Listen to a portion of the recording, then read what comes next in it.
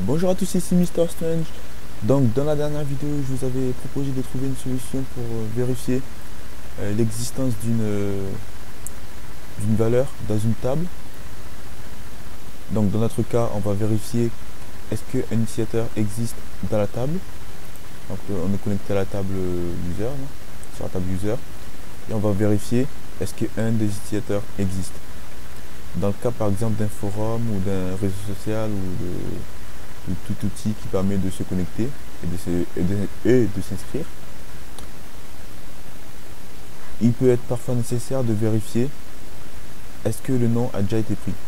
S'il a déjà été pris, on va dire à l'utilisateur actuel de choisir un autre prénom. Dans le cas contraire, donc s'il n'a pas été pris, on lui dira c'est bon donc qu'il est inscrit. Donc pour vérifier, pour valider les informations, que faisait-on? On le faisait avec le formulaire, avec notre validateur. Donc simplement ce que j'ai fait ici, c'est que j'ai affiché un petit formulaire avec un bouton et là on affiche le tableau des erreurs. Donc ici get errors et là mon instance validateur avec les données postées. Donc toujours mon instance de database, bon pour l'instant qui ne sert à rien. Donc là ce qu'il va falloir faire, c'est créer donc une nouvelle règle. On va le mettre juste ici. Donc toujours comme d'hab en private. Fonction, on va appeler ça unique. Qui prend toujours, on a dit, une chaîne de caractères. Donc là on peut déjà mettre le type. On sait que forcément ce sera une chaîne de caractères.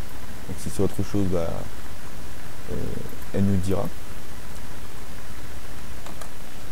Donc ceci fait, il ne faut pas oublier de rajouter la nouvelle règle dans le tableau des règles pour faire la vérification, ainsi que le rajouter au tableau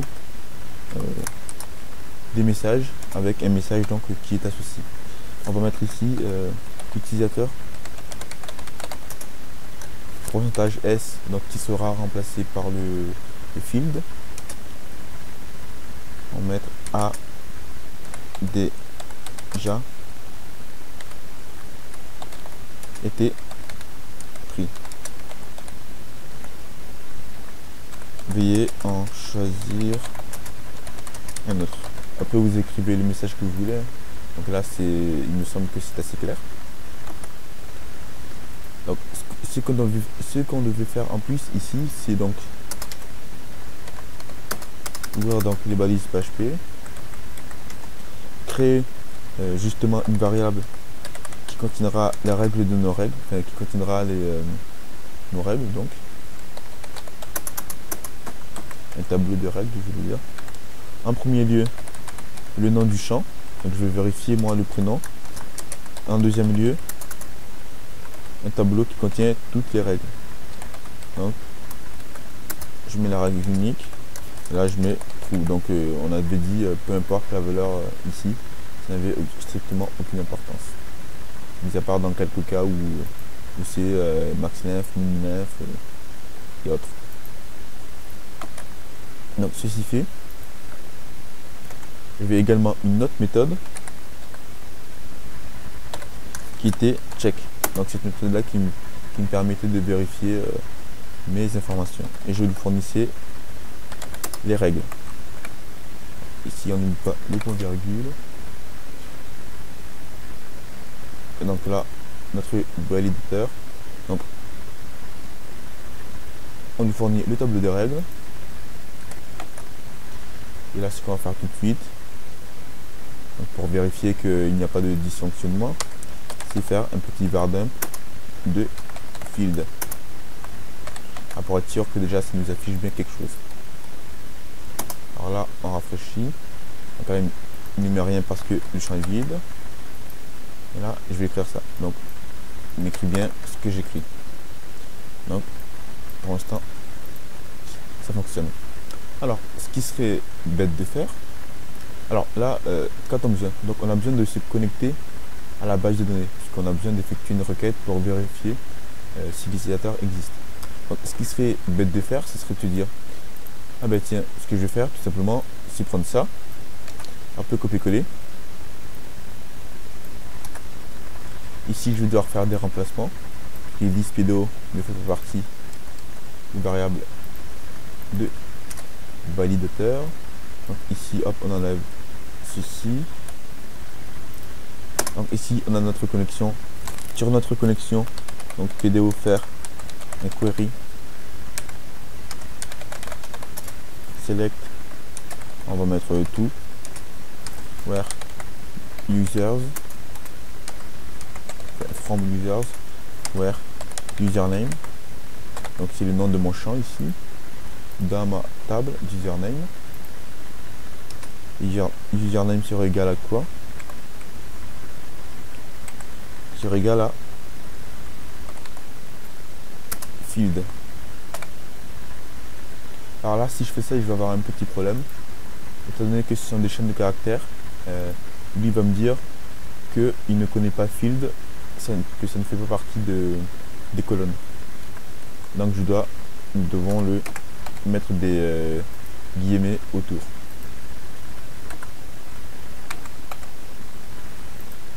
Donc ceci fait. Donc j'ai mon query ici. Et là, je ferai PDO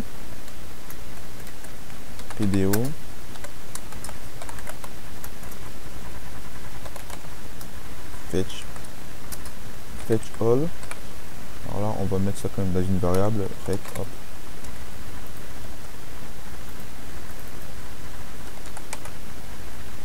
Rec. Alors là on va mettre plutôt ça dans data, comme ça on va pouvoir faire le var dump directement ici. Donc là on fait un var dump de rec. Donc là ce qu'on vient de faire tout simplement c'est la requête. Donc on dit bon, tu sélectionnes dans la table utilisateur où le nom est égal à non. Donc là si on a quelque chose il va l'afficher, sinon il n'affichera rien du tout. Ici je vais mettre test. Donc là ce qu'il nous fait c'est qu'il nous donne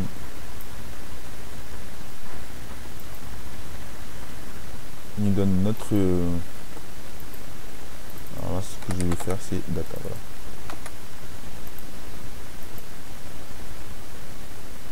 Donc là c'est vite, c'est normal parce que je n'ai rien mis.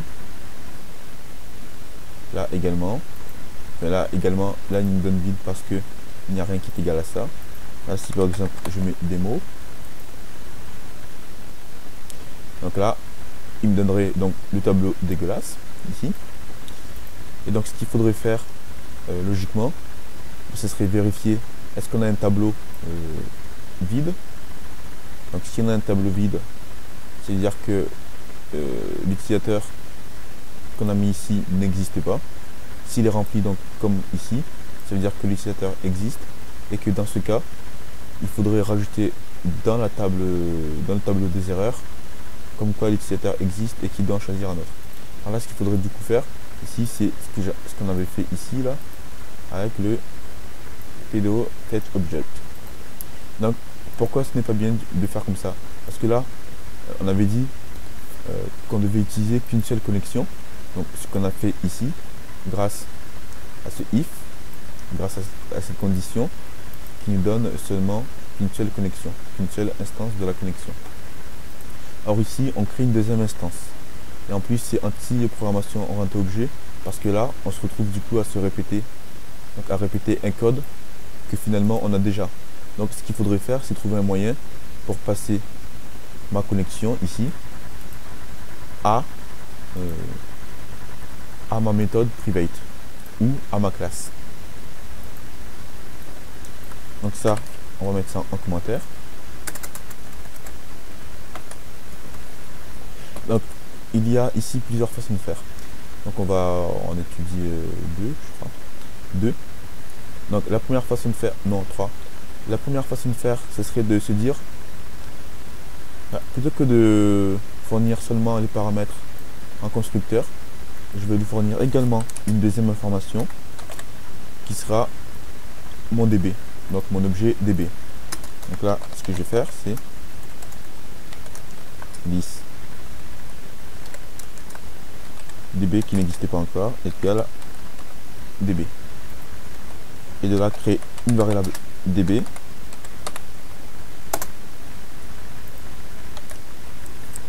Et donc ici, si on revient sur la page, sur la première page, il faut qu'on nous fournisse notre objet DB. Donc ce qu'on fait, hop, on lui donne DB tout simplement. Alors ici, ce qu'on va faire, là,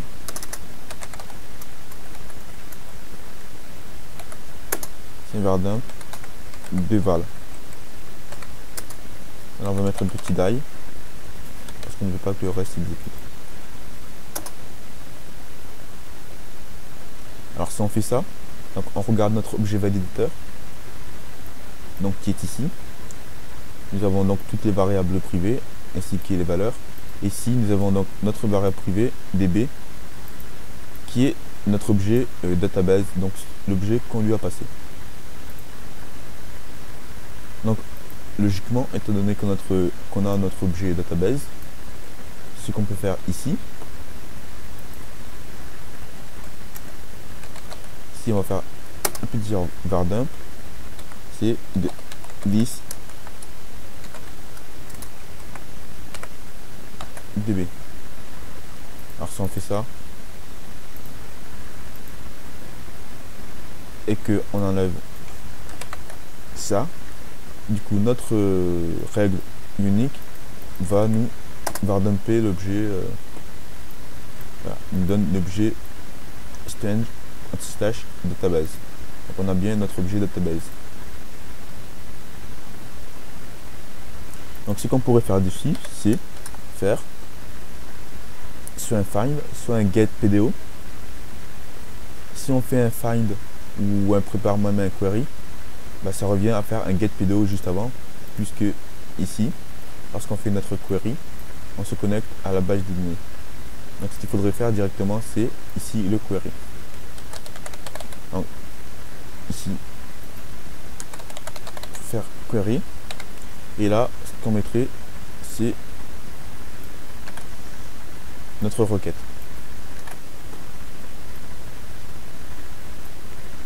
Alors on va laisser les var dump. Si on laisse notre requête, donc là il nous donne un tableau vide.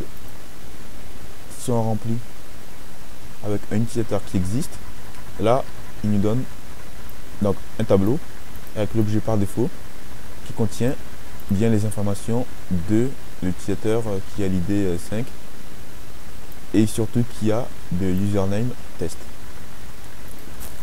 Donc si je mets ici démo, il me donne l'utilisateur qui a l'ID 1 qui s'appelle démo et qui a le mot de passe haché là. Donc tout à l'heure nous avions l'utilisateur 5 il me semble. Donc si on teste par exemple l'utilisateur 4,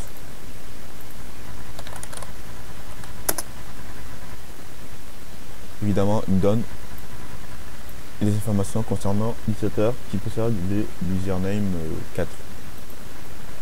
Donc jusque là on peut se dire bon très bien, on n'a plus qu'à utiliser ça, faire une condition, créer une variable, faire une condition, vérifier si le tableau est vide et s'il est rempli, c'est-à-dire qu'il y a un utilisateur, et dans ce cas on rajoute l'erreur. Alors la deuxième façon de faire ici, plutôt que de donner, alors ce qu'on peut faire par ailleurs ici là, c'est lui dire le type de variable qu'on attend. Donc nous on attend une variable de type database. Plus précisément, étant donné qu'on a mis ça dans un namespace, on attend un strange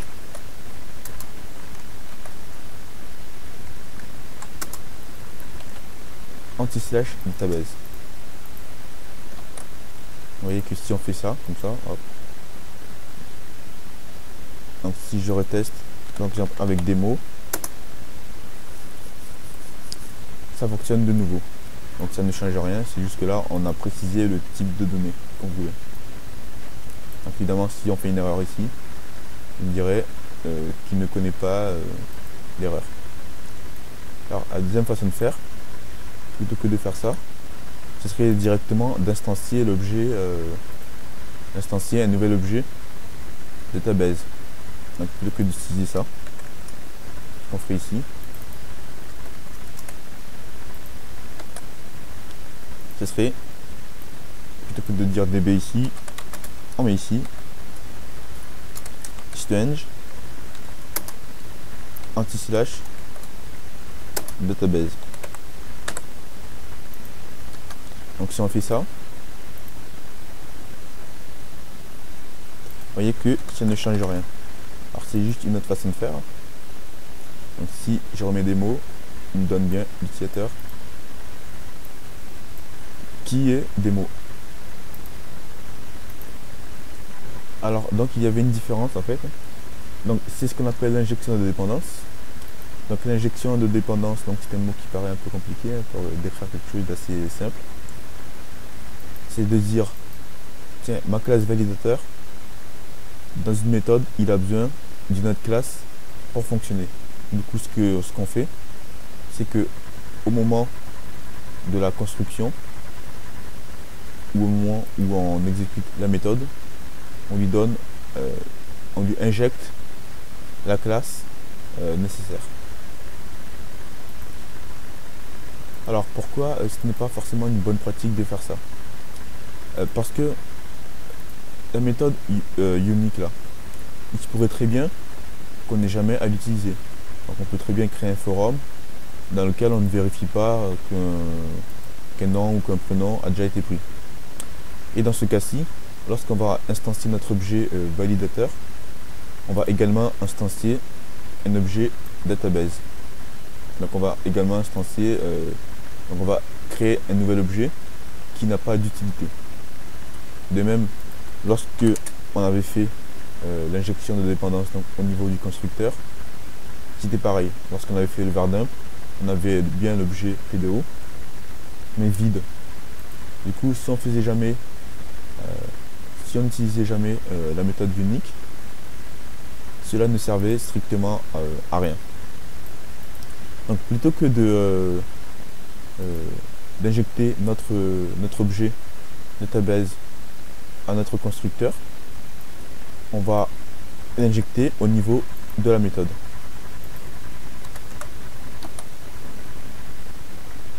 Donc ici, on va lui dire, donc, si vous vous souvenez bien, il prend ma méthode field, ma méthode check là, prend un deuxième paramètre, prend comme tableau pour valeur les paramètres qu'on lui passe. Donc en l'occurrence ce paramètre là. Donc ce que l'on va faire, plutôt que de passer le paramètre true qui ne sert absolument à rien, on va lui passer mon instance de database. Donc pour ce faire ici, je vais juste mettre ma variable.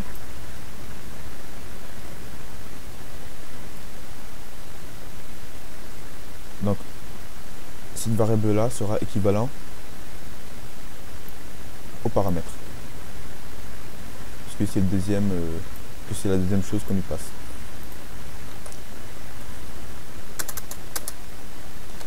Donc on va faire un var_dump de db. Donc pour vérifier.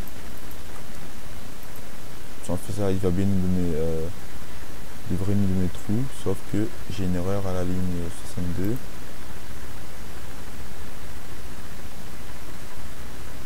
Voilà, parce que je voulais rajouter un die.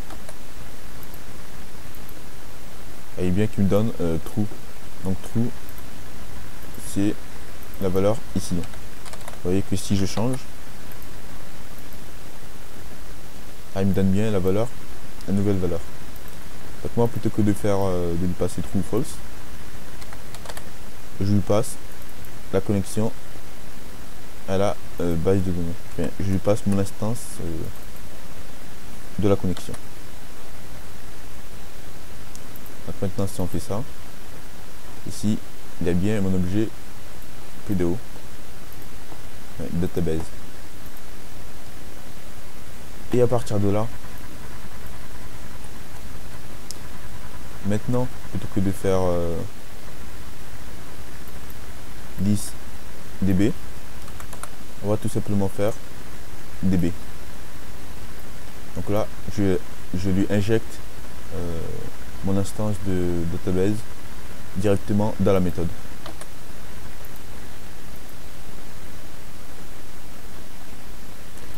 Donc là, il m'affiche quelque chose de vide, ce qui est normal. Maintenant, si je mets démo, il m'affiche bien les informations concernant l'utilisateur qui s'appelle démo.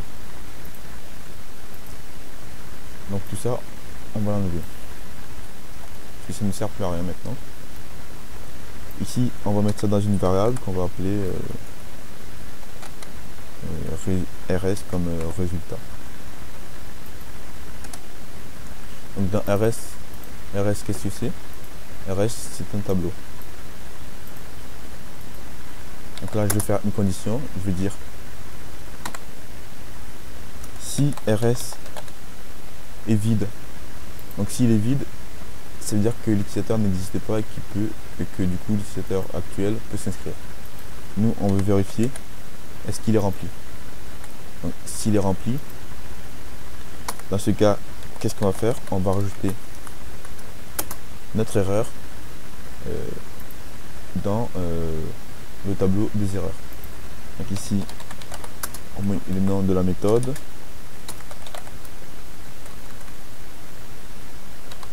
Et un deuxième paramètre,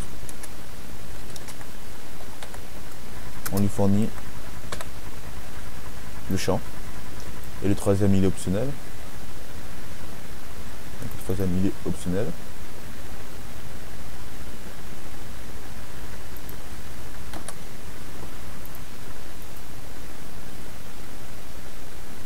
Donc si on fait ça, on a notre tableau vide.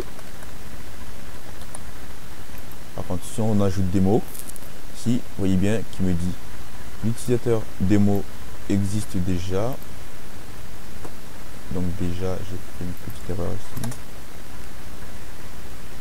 L'utilisateur démo a déjà été pris.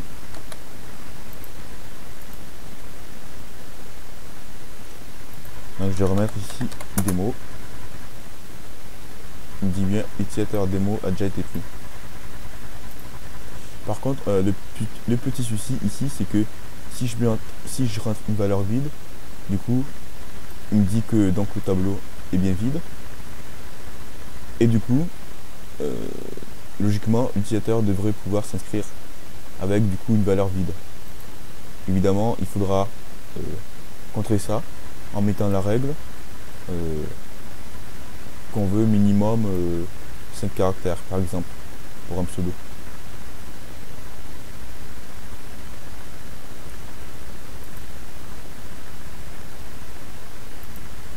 Donc voilà, alors ceci dit, ce n'est pas forcément la meilleure façon de faire ici. Parce que quel serait le problème? C'est ici, si je mets des mots, et que ce soit en faisant exprès ou pas, je rajoute ici des guillemets. Alors là, ça ne fonctionne pas effectivement, parce qu'il essaie de chercher. Non, alors ça doit... Non, il doit échapper les guillemets là, je pense. Et je vous montrerai avec un autre exemple plutôt. Donc là, nous avons fini. Alors, je vais vous montrer quand même la différence. Donc là, on va refaire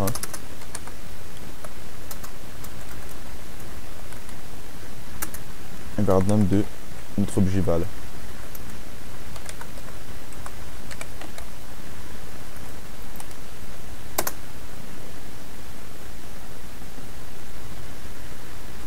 Alors, déjà, ici, notre DB là, on n'en a plus besoin. Donc vous voyez qu'on a de nouveau du coup notre objet validateur.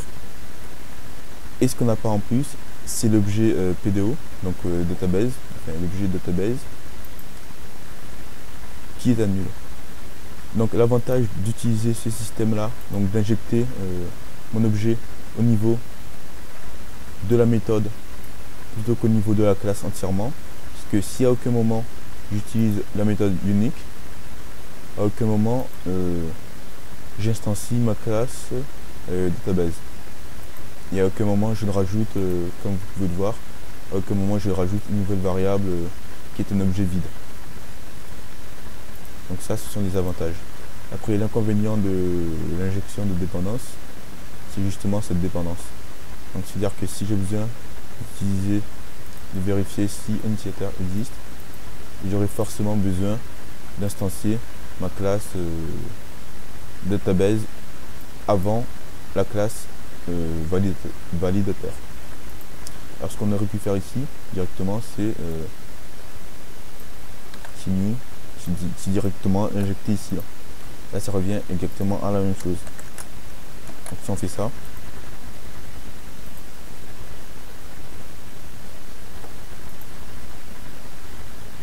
donc on a bien un tableau vide. Si on fait démo, il dit l'utilisateur existe déjà. Et même si on fait test 4,